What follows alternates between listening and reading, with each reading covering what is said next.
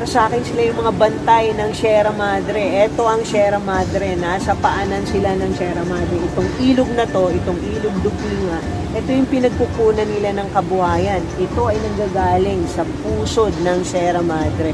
Ito ang kanilang tahanan bago pa ang kasaysayan.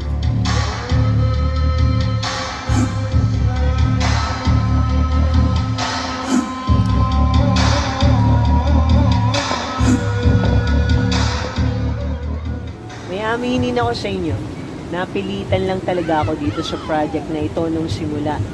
Kasi nakiusap sa akin yung broadcast head ko sa DWNE Teleradyo na tulungan siya, i-assist siya dito sa project na ito. Kaso pagkalipas ng ilang buwan, naging busy na siya sa maraming mga bagay-bagay. Kaya naiwan na sa akin itong programa, itong project. Kasi bago ako umuo sa kanya, natutulungan ko siya. Naisip ko na itong project na to baka walang katapusan. At kailangan kong i-commit yung sarili ko, yung puso ko, yung kaluluwa ko, yung time ko lalo na.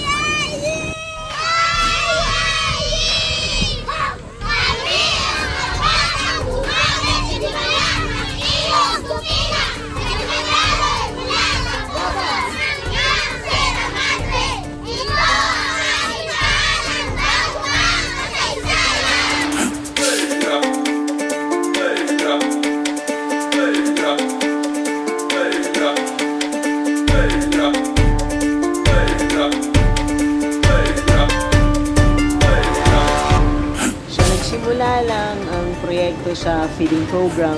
Nagluluto ako ng sopas, ng alos caldo para sa kanila.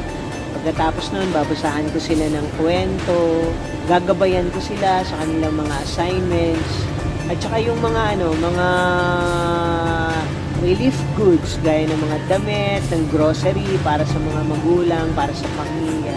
Tapos, pagkalipas siguro ng 2 taon mula nung nagsimula ako dito, inisip ko yung paraan para magkaroon ng impact yung ginagawa kong pagtulong. Kasi nga, nandito na rin lang ako, di samantaling ko na yung pagkakataon para talagang makatulong.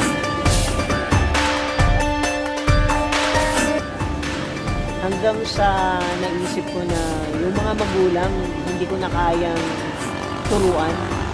Kasi ang problema dito sa kanila, sa mga katutubo, family planning, wala sila nun. Normal sa kanila magkaroon ng 12 anak na pagka-graduate ng elementary o kahit basta dinat na yung babae, mag-aasawa na, magsasama na. Kaya paulit-ulit lang, nagiging cycle lang yung buhay nila na hindi makaahon. Kailangang matutunan nila na mahalin yung kanilang sarili, magkaroon ng respeto sa kanilang kultura, kasi nakalimutan na nilang lahat yun yung language nila na Edimala, wala nang nakakaalam. Siguro merong 3 hanggang 5 tao na lang dito yung nakakaalam ng kanilang dialekto. Sayaw, musika, awitin, wala na, nakalimutan na nilang lahat yun. Tok na ayenide, na ayenide, tok ang paigalaw, ayaw ang mga tsaka. Ikot, tok na ayenide, na ayenide, nung nagsimula ako, 11 lang yung pumapasok dito sa Gawad Kalinga Elementary School. So naisip ko na bigyan sila ng inspirasyon, bigyan sila ng suporta yung mga batang pumapasok. At para mahikayat rin yung ibang mga hindi pumapasok, nangalap ako ng dagdag baon sa mga kaibigan ko. Siguro nagsimula lang ako sa 5 kaibigan. Tapos lumago na yan hanggang pati yung mga kasamaan sa Kapitolyo, hanggang sa yung mga hindi natin kakilala na nakaalam ng proyekto, tumulong na. Ito yung operasyon dagdag baon na bibigyan ng dagdag baon na 20 pesos per school day na papasok yung mga bata sa school.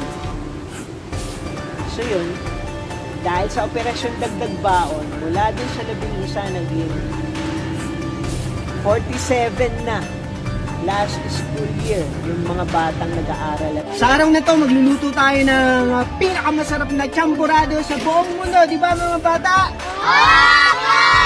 I-boost na ang mga special na ingredients. Meron tayong fresh milk. Tapos, nakikita ba yan? Meron din tayo. Ipakita mo muna sa camera yung tsokolate na special na tsokolate. Nutella Ferrero. Ayan. Naku, napakasarap na aming champurado. Yan.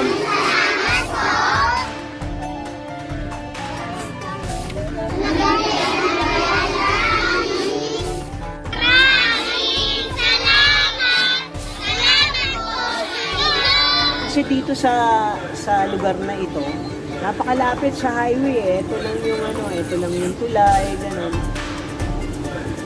Ito yung pinakamadaling puntahan ng mga taong gustong tumulong.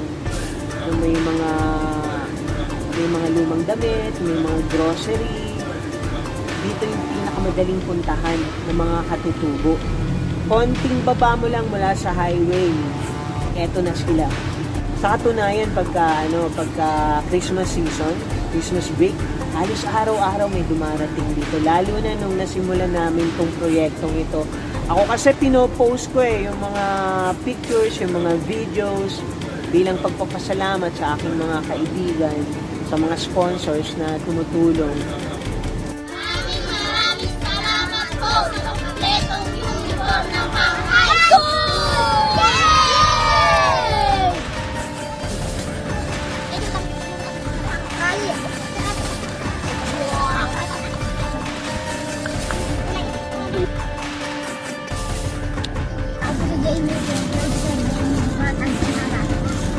Ako po si Micaela, grade 7, isang batang bumaga. Ako po si Angita, grade 7, batang bumaga. Ako po si Daniel, grade 7, batang bumaga.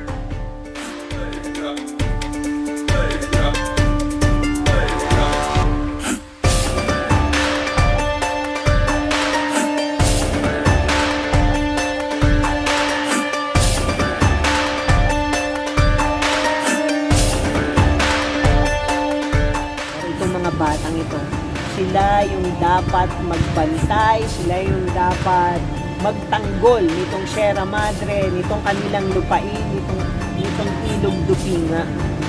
At mangyayari lang yun kung makakapag-aral sila. Siyempre, bukod doon, yung kanilang mga pangarap, kailangang makita nila na meron silang option, na hindi lang sila hanggang dito lang, hindi lang hanggang pamimingwit o pangangaso o pamumulot ng bato ang pwede nilang gawin. Pwede rin silang makipagsabayan sa mga Tagalog.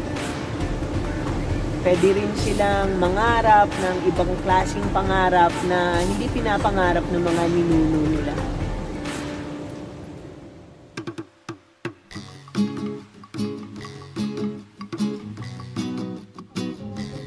Dito nahihirapan din po kayo sa amin kasi po na makulit din po kami, nagsasaga din po kayo na magbigay sa amin ng baon. Kaya po bumalik po kayo dati dito para po magkaroon po kami ng para po marami pa po kayo matutunan na pagka-lesson. Nagpapasalamat po kami sa binigay niyo pong baon po sa amin. Kailangan namin kay dati dito pag nawala po kami. Pag nawala ko kayo, di na kayo makakapag-aral ng mabuti. Para po matulungan po kami lahat. Tapos makapag-aral po kami lahat. Salamat po sa inyo!